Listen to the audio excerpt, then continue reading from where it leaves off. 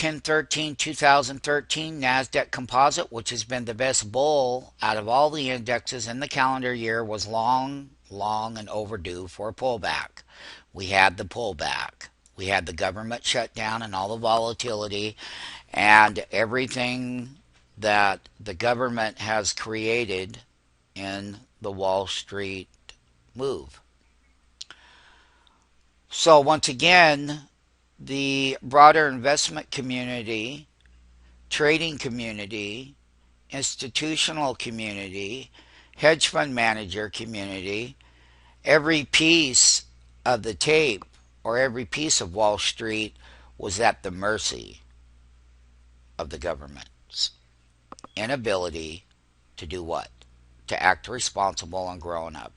They create the volatility, and bull markets and bear markets are what they are. So we had an extreme calendar 2013 bull run. Earnings season's upon us. It starts on 10/14 Monday. We got bellwethers like ISRG, Google, CMG, Netflix, Apple, you name it. The high flyers are going to come out. The government's in recess over the weekend. Here was the final small pullback out of the NASDAQ Composite that we got to 3650, and we had that 2-day big rally right back up here to the neckline. One of the things that I will tell people is the following, is that there's going to be more volatility within the broader part of the NASDAQ component. The NASDAQ 100. It's the high flyers that got beat down that had the best calendar run, just like we had back in the year 2000s and the later part of the 1990s, the dot bomb days, the .com, the dot bombs. Well, I can just tell you that the price volatility is going to increase. We're right back up here at the major neckline. This is a daily component. We can take a look at the weekly component, and we tested this white line called the 10-week simple moving average. This one was the most overbought. They were all overbought, but this one was the biggest rally that would have the bigger corrections, like the price lines of the world that almost dropped $100 off of their highs, and the Netflixes that was up at 335 that dropped down to 292. I'm not showing the charts here, but we have it all on stockmarketfunding.com, and everyone had a warning. We gave you the warning, and the warning was, you want to buy the dips at a lot lower prices. You don't want to be complacent. You don't want to be buying stocks that are overbought. You don't want to be late to the plate where they've already made their greater part of the move and then getting caught in stocks up at the highs. That's not a good recipe. However, the recipe is when you are able to buy the dips. Calendar corporate profit earnings and price volatility is going to spike for the calendar, what's left of the calendar month of October, from October 14th until the end of October, going into Halloween, volatility is going to increase. If you don't know how to trade volatility, stay on the sideline. Get your shopping list together and buy the good quality stocks during the quarterly earnings report. When they give their guidance, and don't be lazy when it comes to the market. Understand where your fundamentals are going to be. Understand where pullbacks and supports are going to be. There's lots of things that you need to understand to make money in this business. And you make money on both sides of the market. You make money when they fall, and you make money when they go up. And you don't want to be buying into your irrational exuberance at tops and markets. That's why we, let everyone know in our trading division around the world when they're at their high and how to make money, and they're going to come down, and when to take profits. People get greedy. And what we're saying is that on this NASDAQ composite is that was a major test. The rising, last time that we had the correction that we called over here, we got below it, tested the 20-week and bounced like a rocket. And every time we've made a higher high. And right now I can tell you what went up last week on very low anemic volume. You did not have a lot of buy-side volume off of these lows because that's not the case. The case is it was a short squeeze rally on low volume. And people, the bull community, started to get very concerned and change the way they were thinking. Now, outside of the government volatility, we're going to move away from that. There's going to be a resolution. The government's going to open up. They were never going to default on the debt.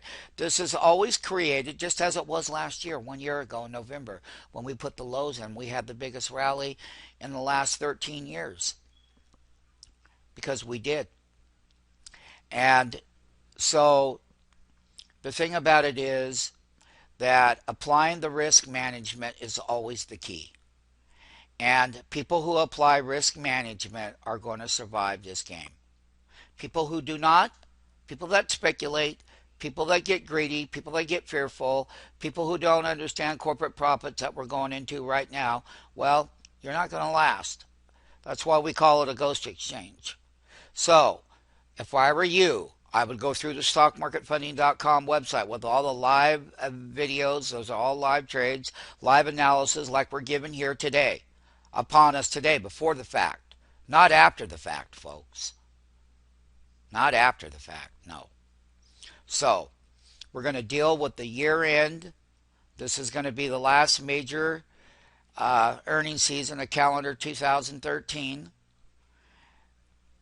There's going to be some good stocks that drop. There's going to be some good stocks that pop. They're going to get overbought again, and they're going to have pullbacks. We've only had pullbacks. We haven't had a meaningful 15% correction in over 2 years, or close to that. So what I am saying is you'd have to go back to calendar 2011 when the S&P downgraded the debt. Yeah, we had a very good correction. Corrections are always buyable, by the way. Always. So we've had pullbacks, but we haven't had a significant correction. And the bull is still going to try to go out of the calendar year to the upside. So buying the dips, they're going to bounce off support levels.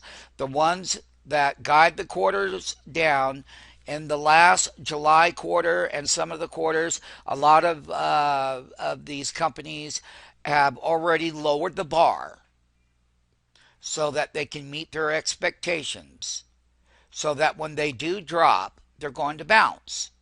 So there's a lot of money to be made in the earnings season in the NASDAQ component and the various different sectors, particularly the high flyers that got crushed from overbought levels that we told people they end up in a bad way when they're up there.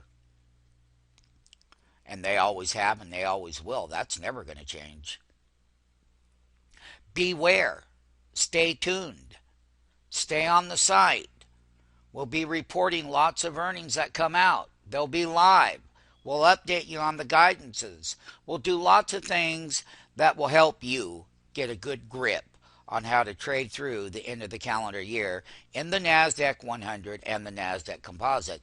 And put your seatbelts on because price volatility is going to increase. And this last rally that we had here in the NASDAQ Composite on the daily chart, we'll go back to here. I'll show it from a 60-minute view. You can see where that bottom was put in. You can see where that gap went up. You can see where the major selling had happened on Monday and Tuesday of last week. You can see where the government came in. Remember, it was the morning gap that the broader NASDAQ gapped up and never looked back. And it came right up here to this neckline. It's right about up here, 3,800. And this is where it all started. This is last week's 60-minute snapshot.